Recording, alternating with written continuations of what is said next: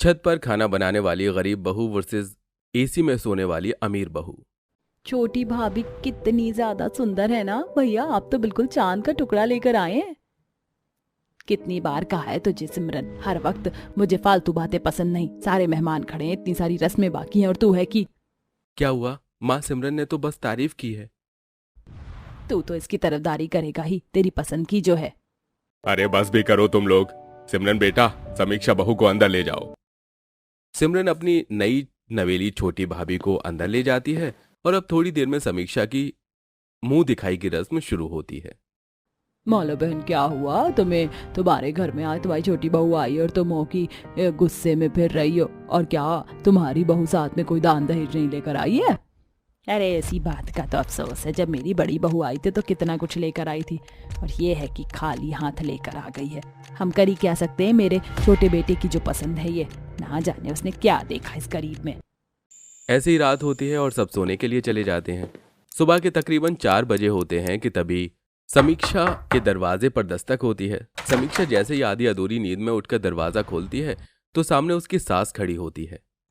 माँ जी, आप वो भी इतनी सुबह सुबह, सब ठीक तो है ना? मैं तुझे बस ये बताने के लिए आई थी कि हम लोग सुबह और रात का खाना छत पर करते हैं और खाना भी छत पर ही बनता है। धूप निकलने से पहले हम लोग नाश्ता कर लेते हैं, इसलिए अब जल्दी से तैयार हो जा और छत पर जाकर सबके लिए नाश्ता बना। 6 बजने से पहले सब नाश्ते के लिए आ जाएंगे। इतना कहकर माला चली जाती है। समीक्षा जल्दी से मुंह धोती है और रसोई से खाना बनाने का सामान लेकर छत पर जाती है। छत पर एक छोटा सा मिट्टी का चूल्हा बना हुआ था, तो वहीं 4 बजे का वक्त था, जिसके चलते अभी छत पर हल्का हल्का अंधेरा छाया हुआ था। अंधेरा भी हो रहा है और दूर दूर तक मुझे कोई दिख भी नहीं रहा है। खुद के ससुराल की छत इस वक्त इतनी डरावनी लग रही है, लेकिन अब क्या ही कर सकते हैं। जल्दी से नाश्ता बनाने की तैयारी कर लेती हूँ। समीक्षा फटाफट सबके लिए चूल्हे पर नाश्ता बनाती है। 6 बजने से पहले ही सभी लोग छत पर नाश्ता करने के लिए आ जाते हैं। अरे समीक्षा बहू, नाश्ता तो काफी ज्यादा बढ़िया बनाया है तुमने। हाँ भाभी, और ये आलू प्याज के पराठे भी काफ़ी टेस्टी हैं। सभी नाश्ते के लिए आ गए हैं, लेकिन जेठानी जी अभी तक नहीं आई हैं। मैं उन्हें बुला कर ले आती हूँ। कोई ज़रूरत नहीं है मेरी बहू को डिस्टर्ब करने की, वो इस वक्त सो रही है। थोड़ी देर बाद जब उठ जाएगी तो उसका नाश्ता उसके कमरे में ही ले जाना, और हाँ, ठंडा नाश्ता ले जाने की कोई ज़रूरत नहीं है। नाश्ता करके सब अपने अपने कामों पर चले जाते हैं तो सुबह के 9 बजे समीक्षा की जेठानी कशिश सोकर उठती है। अपनी सास के कहने पर समीक्षा धूप में छत पर जाती है और अपनी जेठानी के लिए नाश्ता तैयार करके उसके कमरे में ले आती है। समीक्षा की जेठानी कशिश अपने कमरे में बेड पर बैठे हुए एसी की ठंडी हवा में फोन चला रही होती है, जिसे देख भाभी, आपने तो कमरे को बिल्कुल कश्मीर बना कर रख दिया है। इतनी तेज़ एसी कौन चलाता है? मुझे तो ठंड लग रही है। वो क्या है ना समीक्षा, मैं तुम्हारी तरह किसी गरीब परिवार से नहीं हूँ। बचपन से ही एसी में ही रही हूँ, तो मुझे एसी की आदत है। ये मेरा नाश्ता है ना, इसे बेड पर रख दो और जाओ। अपनी जेठानी का घमंड से भरा जवाब समीक्षा को बिल्कुल भी पसंद नहीं आता। शाम होते ही जब रात का खाना बनाने के लिए समीक्षा छत पर जाती है। बाप रे बाप, कितनी ज़्यादा गर्मी है। पूरी छत आग का गोला बनी पड़ी है। इतनी गर्मी में छत पर खाना कैसे बनाऊँ मैं? लेकिन बनाना तो पड़ेगा, वरना माँ जी मुझे छोड़ेंगी नहीं। एक काम करती हूँ, सबसे पहले छत को पानी से धो लेती हूँ, थोड़ी ठंडक होगी, पर आराम से बैठकर खाना बना पाऊंगी। समीक्षा छत धोती है और अब गर्मी में बैठकर छत पर रात के खाने की तैयारी करती है। थोड़ी देर में खाना बन जाता है और अब सब छत पर आकर खाना खाने लगते हैं। भाभी, आप सारे जूठे बर्तन मेरे साथ रसोई में लेकर आ जाइए। क्या कहा तुमने? मैं जूठे बर्तनों को उठाऊं? समीक्षा, ये सारे काम तुम्हारे हैं, मेरे नहीं, समझी? भाभी, आप इस तरह से क्यों बात कर रही हो मुझसे? जिस तरह मैं इस घर की बहू हूँ, आप भी तो इस घर की बहू हैं। क्या ये सब काम आपके नहीं हैं? घर के कोई भी काम मेरी कशिश बहू नहीं करेगी, क्योंकि वो तेरी तरह खाली हाथ नहीं आई थी। दहेज में सबके लिए कुछ ना कुछ लेकर आई थी, समझी?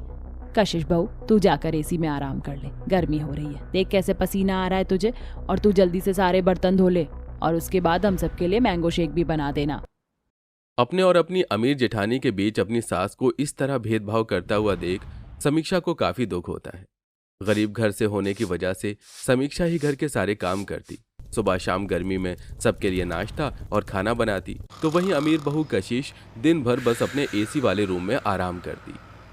सुबह का वक्त हो रहा है, लेकिन फिर भी छत पर कितनी ज़्यादा गर्मी हो रही है। जल्दी उठकर नहा भी लिया था मैंने, लेकिन फिर भी कितनी गर्मी लग रही है। छत पर खाना खाना तो फिर भी ठीक है, लेकिन रोज़ रोज़ छत पर इतनी गर्मी में खाना कौन बनवाता है? वहाँ एक तरफ मेरी अमीर जेठानी पूरा दिन एसी में आराम करती हैं और यहाँ मैं सुबह शाम धूप में खाना बनाऊं। गर्मी का मौसम अपनी चरम सीमा पर पहुंच चुका था, जिसके चलते अब सुबह के 4 बजे का वक्त हो या शाम के 6 बजे का, समीक्षा की छत पर गर्मी में खाना बनाते हुए हालत खराब होती। हर रोज की तरह समीक्षा छत पर खाना बना रही होती है कि तभी अचानक छत पर 2 बंदर आ जाते हैं। ये भगवान, ये बंदर कहाँ से आ गए? चलो भागो यहाँ से, मेरे पास मत आना, भागो यहाँ से। वो दोनों बंदर समीक्षा का बनाया हुआ खाना उठाकर ले जाते हैं, जिसे देख समीक्षा, मुश्किल से गर्मी में मैंने खाना बनाया और ये बंदर हैं कि सारा खाना उठाकर ले गए। अब मुझे दोबारा खाना बनाना पड़ेगा। समीक्षा फिर से कड़ी धूप में बैठकर दोबारा खाना बनाती है। कभी कभी तो सुबह जल्दी उठने के चक्कर में समीक्षा की नींद ही पूरी नहीं होती, जिसके चलते कई बार छत पर चढ़ते उतरते हुए समीक्षा के कदम लड़खड़ा जाते। हे भगवान, बच गई, वरना मेरा सर फटना तो कंफर्म था। समीक्षा पसीने से तरबतर होकर जब छत पर खाना बनाकर नीचे घर के काम करने के लिए आती तो अपने एसी वाले कमरे में बैठी कशिश समीक्षा को देखकर, जी समीक्षा, तुम्हारे अंदर से पसीने की कितनी गंदी बदबू आ रही है, तुम नहाती नहीं हो क्या? आप तो पूरा दिन एसी में आराम करती हैं और मुझे कह रही है कि मेरे अंदर से पसीने की बदबू आ रही है। सुबह से शाम तक छत पर सबके लिए खाना बनाती हूँ, नीचे आकर घर के सारे काम करती हूँ, तो गर्मी में पसीना तो आएगा ही ना। तो तू ये सब करके हम पर एहसान जताना चाहती है? तू इस घर की बहू है तो सारे काम तू नहीं करेगी तो कौन करेगा? समीक्षा इन चीजों से काफी परेशान हो चुकी थी, जिसे देख, समीक्षा, तुम अब मुझे बिल्कुल भी वक्त नहीं देती। 10 बजे ही सोने चली जाती हो। मैं जानता हूँ रोज सुबह 4 बजे उठकर सबके लिए छत पर नाश्ता बनाना, घर के सारे काम करना और फिर रात में भी गर्मी में खाना बनाना तुम्हारे लिए कितना मुश्किल भरा होता है। तुम इस बारे में माँ से बात क्यों नहीं करती? नहीं योगेश, रहने दीजिए। माँ जी मुझे वैसे ही पसंद नहीं करती हैं। अगर मैं उनसे इस बारे में बात करूंगी तो कहीं वो मुझे घर से ही ना निकाल दें।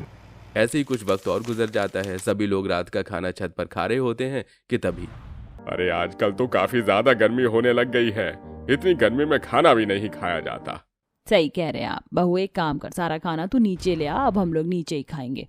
समीक्षा की एक और ड्यूटी शुरू हो जाती है और ऐसे ही कुछ दिन गुजर जाते हैं। आज मौसम काफी अच्छा था तो पूरा परिवार सुबह सुबह नाश्ता करने के लिए छत पर जा पहुंचता है। लेकिन जैसे ही वो लोग छत पर पहुंचते हैं तो देखते हैं कि नाश्ता बना है, न चूल्हा जला है और न ही समीक्षा छत पर है।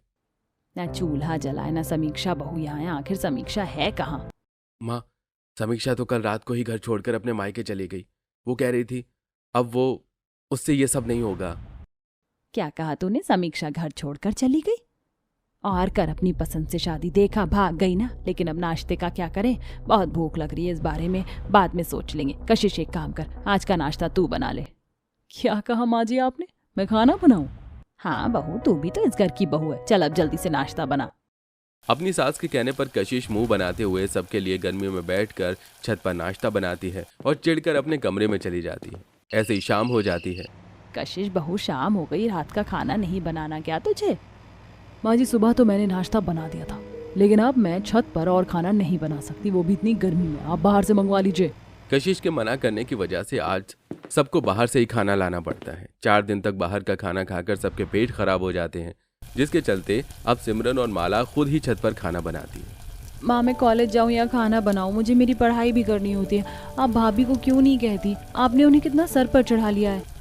हाँ बेटा, तू ठीक कह रही है, मुझे कशिश से इस बारे में बात करनी होगी। माला कशिश को बुलाती है। बहू, अब से तू सुबह शाम छत पर खाना बनाएगी, बस बहुत हो गया। माँ जी, आपका दिमाग तो नहीं खराब हो गया है? मैं खाना नहीं बनाऊंगी, मैंने कह दिया है। सुन लिया माँ जवाब? दरअसल समीक्षा को मैंने ही उसके मायके भेजा था ताकि आपको समीक्षा की अहमियत समझ आ सके। समीक्षा भले ही दहेज में कुछ न लाई हो, लेकिन उसने हमेशा आपकी सारी बात मानी, दिन रात गर्मी में छत पर खाना बनाया और कभी आपसे कोई शिकायत नहीं की। तो वहीं आपकी एसी वाली अमीर बहू ढंग से एक दिन का खाना भी नहीं बना सकी। सही कह रहा है योगेश बेटे, अब सब समझ आ गया मुझे। कशिश बहू, अगर तुझे एसी में ही सारा दिन आराम करना है तो तू कर सकती है, लेकिन यह आराम तू अपने ससुराल में नहीं, मायके में ही करेगी। अगर तू घर की जिम्मेदारियां नहीं संभालेगी तो तू अपने मायके चली जा। मायके जाने का नाम सुनकर कशिश घबरा जाती है और न चाहते हुए भी अब कशिश को समीक्षा के साथ मिलकर घर की सारी जिम्मेदारियां और छत पर खाना बनाना पड़ता। नदी किनारे बैठकर मोनिका गंदे कपड़ों को धो रही है। वहीं दूसरी तरफ दरवाजे पर दुल्हन के जोड़े में खड़ी है अनु। ये कैसे अनडेवलप्ड गांव में शादी कर दी पापा ने मेरी? तभी हाथों में पूजा की थाली लेकर गंगा अपनी बड़ी बहू को आवाज देती हुई कहती है, अरे बहू, अब तक तालाब में तेरे कपड़े धोने खत्म नहीं हुए क्या? देख, छोटी बहू आ चुकी है अपने ससुराल, अब तू भी जल्दी आ जा, गृह प्रवेश करवा। हाय दैया, देवरानी जी आ गई। मुझे तो लगा अभी थोड़ा वक्त लगेगा उन्हें गांव तक पहुंचने में। मोनिका भागी भागी तालाब से घर की तरफ आती है जहां गंगा अनु का गृह प्रवेश करवा रही। आओ बहू रानी, घर के अंदर आओ। गृह प्रवेश के बाद अगले दिन सुबह अनु गर्मी से परेशान होती हुई रसोई में खाना बना रही है। हाय राम, कितनी गर्मी पड़ रही है और अभी तो मुझे अपनी पहली रसोई का खाना भी बनाना है, पर यहाँ आसपास तो मुझे सब्जियाँ दिखाई ही नहीं दे रही। तभी वहां पर गंगा आती है। अरे बहू, मैं तो तुझे बताना ही भूल गई, रसोई की सब्जियां खत्म हो गई हैं और अब सब्जियां लाने के लिए तालाब के उस पार सब्जियों के खेत में जाना होगा। क्या खेत में जाना होगा सब्जियां लाने? कोई मॉल नहीं है आसपास सब्जियों का? तभी रसोई में आती शिखा ये सारी बातें सुनकर कहती है, नहीं छोटी भाभी, ये गांव है और यहाँ कोई मॉल नहीं है। यहाँ सब्जी लाने के लिए तालाब को पार करके सब्जियों के खेत में ही जाना पड़ता है। तालाब के उस पार हमारा सब्जियों का खेत है। अब अनु मोनिका के साथ तालाब के ऊपर बने लकड़ी के पुल के सहारे तालाब के उस पार जाती है जहाँ बहुत सारी सब्जियों की खेती होती है। ये देखो, ये रही तालाब के इस पार सब्जियों की खेती। चलो अब फटाफट कुछ हरी सब्जियों को तोड़ लो। अनु एक बहुत ही अमीर फैमिली से थी और इस तरह कड़ी धूप में सब्जियों को तोड़ते हुए अनु को बहुत गुस्सा आ रहा था। कुछ देर बाद मोनिका और अनु सब्जी को लेकर घर आती हैं जहां अनु का बदलता रूप देख गंगा कहती है, क्या हुआ बहू, गुस्से में लग रही हो? गुस्सा नहीं तो और क्या करूं? पहले दिन ही मुझे गवारों की तरह सब्जी लेने के लिए तालाब के उस पार भेज दिया। अरे आप लोगों का कोई स्टैंडर्ड है या नहीं? पर मेरा बहुत है। विशाल, मेरी बात कान खोल कर सुन लो, मैं इस घर में अब एक और पल नहीं रह सकती। अनु ये कैसी बातें कर रही हो तुम? मैं अपनी माँ को छोड़कर कहाँ जाऊंगा? मुझे कुछ नहीं पता। अगर तुम चाहती हो हमारी मैरिड लाइफ सक्सेसफुल रहे तो तुम्हें अपना ये गवार परिवार छोड़कर मेरे साथ चलना होगा। देवर जी, जिद मत करिए। अगर देवरानी जी कह रही हैं वो यहाँ पर नहीं रह पाएंगे तो ठीक है, आप उनको ले जाओ दूसरी जगह, यहाँ सब मैं देख लूंगी। हाँ मोनिका, अब तक संभाल रही थी, आगे भी संभाल लेगी। ले जा तू अनु को। सास की नजर में जेठानी को अच्छा बनता देख अनु को गुस्सा आया, पर वो कुछ नहीं बोली और अब गांव के बाहर बसे एक अच्छी छोटी जगह पर अनु अपने पति के साथ रहने लगती है। वहीं मोनिका हमेशा की तरह अपने पूरे परिवार की देखभाल अकेले ही कर रही थी। तभी एक दिन गांव की कुछ औरतें और मोनिका बैठकर तालाब में झूठे बर्तनों को धो रही थी। अभी तो ये झूठे बर्तन धो लिए, उसके बाद मुझे अपने परिवार वालों के गंदे कपड़े भी धोने हैं। हाँ सविता, मुझे भी धोने हैं कपड़े तो, पर पहले ये झूठे बर्तन धो लूं। तभी आंखों में चश्मा लगाकर कोकोनट वाटर पीती हुई अनु वहां से गुजरते हुए कहती है, ईयो, छी, कितने ही अनहाइजीनिक लोग हैं ये। कैसे तालाब में झूठे बर्तन और गंदे कपड़े धो रहे हैं। अच्छा हुआ मैं अपने ससुराल वालों से दूर हूँ, नहीं तो मुझे भी ये गवार हरकतें करनी पड़ती। मोनिका, ये तुम्हारी देवरानी है ना? ये क्या बड़बड़ा रही है हमें देख के? वो कविता, अनु को तालाब का पानी इस्तेमाल करना पसंद नहीं है।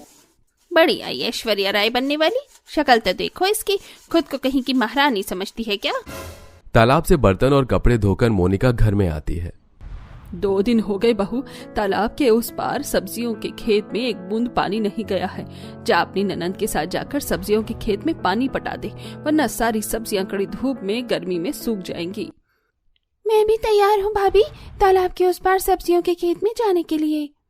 अब मोनिका अपनी नंद के साथ तालाब से बाल्टी में पानी भर के पुल के रास्ते से सब्जी के खेतों में आती है और बाल्टी से पानी डालती है। कितनी गर्मी लग रही है भाभी, मुझसे नहीं होगा अभी। चलो अब घर चलते हैं। हाँ बस हो गया, चलो।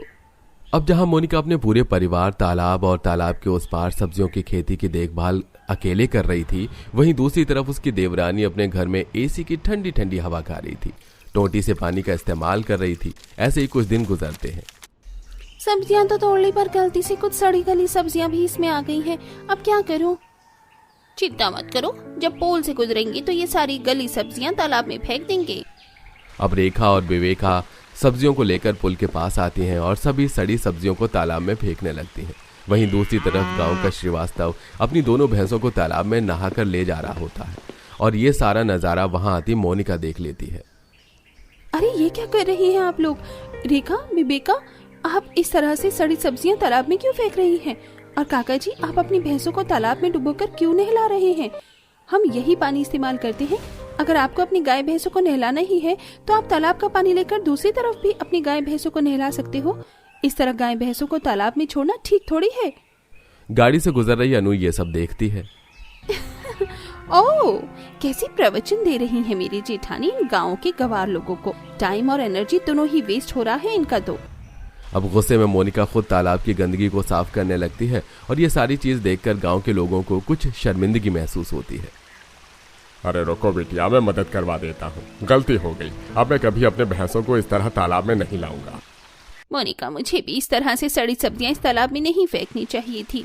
लाओ, मैं भी आपकी मदद करा देती हूँ। अरे, मेरी जेठानी तो बहुत महान बन गई इन गांव वालों की नजर में, पर मैं भी देखती हूँ कितने दिनों तक मेरी जेठानी अपने इस तालाब के पानी को साफ रखती है। अब मोनिका की हो रही वाहवाही अनु से देखी नहीं जाती, जिसके बाद अनु रात में सबके सो जाने के बाद अपने घर का सारा गंदा कचरा उठाकर तालाब में फेंक आती है। बहुत शौक है ना खेतों में पानी पटाने का, तालाब की गंदगी साफ करने का। अब मैं भी देखती हूँ तुम इस तालाब की कितनी सफाई कर सकती हो। अगले दिन सुबह गांव के कुछ लोग और मोनिका गंगा तालाब में कचरा देखकर हैरान होते हुए कहते हैं, अरे बहू, ये तालाब का पानी कैसे गंदा हो गया? बुरा मत मानना मोनिका, पर आधी रात को जब मैं अपनी बालकनी में आई थी तो मैंने देखा था आपकी देवरानी इस तालाब में ढेर सारे कचरे को फेंक रही थी। अरे नहीं, वो इतनी भी बुरी नहीं है, शायद तुम्हें कोई गलतफहमी हुई है। फिलहाल मुझे चिंता इस बात की है कि गर्मी के बढ़ते तापमान के कारण तालाब का पानी भी अब कम होता जा रहा है, जिस वजह से सब्जियों के खेत में भी पानी ठीक तरीके से नहीं पहुंच रहा है और सब्जियां सूख रही हैं। इस तरह से तो हमें पानी और सब्जी दोनों के ही लाले पड़ जाएंगे। दूर खड़ी अनु, ओहो, बेचारी परेशान हो रही हैं तालाब के गंदे पानी को देखकर। देखना, जल्दी मैं तुम्हारे इस तालाब और सब्जी के खेतों को पूरी तरीके से बर्बाद कर दूंगी। अब फिर से मोनिका सभी के साथ मिलकर तालाब के पानी को साफ करती है। फिर साफ पानी को ले जाकर तालाब के उस पार सब्जियों के खेत में पानी देती है। ऐसे ही कुछ दिन गुजरते हैं। अब जब वहां मोनिका तालाब के पानी से गुजर बसर कर रही थी, वहीं अनु के घर में पानी की एक एक बूंद की किल्लत हो रही थी। वो कमरे में एसी में बैठी पानी पानी चिल्ला रही थी। पानी पानी, विशाल, मुझे पानी दो, मुझे प्यास लग रही है। हाँ अनु, रुको, मैं अभी लाया। विशाल रसोई में आता है और फ्रिज खोलता है, लेकिन फ्रिज में एक भी पानी की बोतल नहीं होती। विशाल आरओ के पास आता है तो आरओ में से भी पानी नहीं आ रहा होता है। सिंक में ढेर सारे झूठे बर्तन पड़े हुए होते हैं। अरे, अभी तक पानी वालों ने पानी सप्लाई नहीं किया क्या? एक बार पानी विभाग में फोन करता हूँ। भैया, अभी पानी की पाइपलाइन में कुछ दिक्कत चल रही है, इसलिए कुछ दिनों तक अभी और पानी नहीं आएगा। शिट, अब क्या करूं? अनु की तो तबीयत खराब होती ही जा रही है। विशाल को कुछ समझ में नहीं आता और वो बौखलाता हुआ बेहोश अनु को गोद में उठाकर अपने परिवार के पास लेकर आता है। माँ, भाभी, अनु की तबीयत बहुत खराब हो रही है, आप पहले अनु को पानी पिलाइए। हमारे घर में तो पानी की एक एक बूंद की किल्लत हो रही है। आप चिंता मत करो देवर जी, हम है ना, हम ध्यान रखेंगे अनु का। अब इसी तरह मोनिका घर में रखे तालाब के पानी को उबाल कर ठंडा करके पहले अनु को पिलाती है और फिर तालाब के उस पार उगी सब्जियों को तोड़ कर लाती है और उसकी खिचड़ी बनाकर अपनी बीमार देवरानी को खिलाती है। अच्छे से देखभाल करने पर अनु की तबीयत अब पहले से बेहतर हो गई थी। अब तुम्हारी तबीयत कैसी है? हाँ, अब मैं ठीक हूँ। अरे, तुम ठीक कैसे नहीं होती?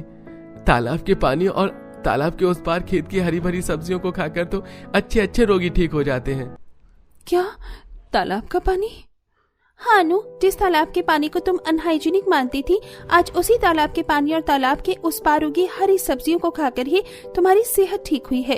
अब तो तुम्हें एहसास हो गया ना कि हमारा तालाब का पानी कितना स्वच्छ है। मुझे माफ कर दीजिए, आप लोगों ने मेरी कितनी देखभाल करी, और एक मैं थी जो उस तालाब और तालाब के उस पार उगी उन हरी सब्जियों की खेती को देखकर आप लोगों को गंवार समझकर ये घर छोड़कर चली गई थी। पर आज मुझे एहसास हो गया है कि आप लोग मुझसे कितना प्यार करते हैं। अब अनु अपने पति के साथ वापस घर आ जाती है और अगले दिन जेठानी के साथ खेत जाती है और बाल्टी से पानी डालती हुई कहती है, जेठानी जी, इस खेत में बाल्टी से पानी डालने में बहुत दिक्कत होती है। क्यों ना तालाब से लेकर खेत तक हम एक नाली बनाए जिसका सीधा पानी खेत में जाएगा और हमारी मेहनत बचेगी। ये तो बहुत अच्छा आइडिया है, आज से ही हम इस काम को करते हैं। मैं सबको बुला कर लाती हूँ। मोनिका अपनी सास, नंद, पति और देवर को बुलाकर लाती है। पति देवर तालाब से खेत के लिए एक नाली खोदते हैं जिसका सीधा पानी खेत तक जाता है। ये देख सब खुश होते हैं। फिर इसी तरह अनु अपने परिवार के साथ तालाब और खेत के लिए अच्छे अच्छे उपाय देकर उसको बेहतर बनाने में मदद करती है।